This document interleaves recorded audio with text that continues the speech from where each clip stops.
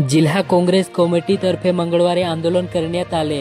यात सहभागी खासदार गोवाल पाडवी, आमदार शिरीषकुमार नाईक, आमदार केसे पाडवी, दिलीप नाईक, राजेंद्र पाटील व पदाधिकारी उपस्थित होते।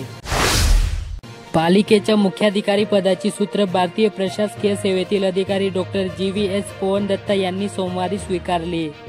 पहिल्याच दिवशी त्यांनी सर्व विभाग प्रमुखांच्या कामाचा आढावा घेतला।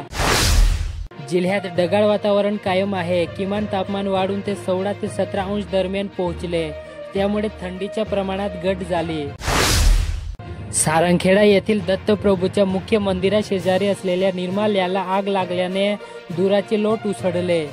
वेळीच आग आटोक्यात आल्याने मोठा अनर्थ टळला। आंतरराष्ट्रीय कृष्ण भावनामृत संघ अर्थात इस्कॉन तर्फे मंगळवारपासून हरिनाम संकीर्तन पदयात्रेला सुरुवात झाली। नंदुरबारातील नेहरू चौकातून ही यात्रा निघाली। पतीच्या व्यवसायासाठी माहेरून पैसे आणावे यासाठी विवाहितेचा छळ केल्याप्रकरणी सुरत येथील 5 जणांविरुद्ध नंदुरबार तालुका पोलिसात गुन्हा दाखल करण्यात आला।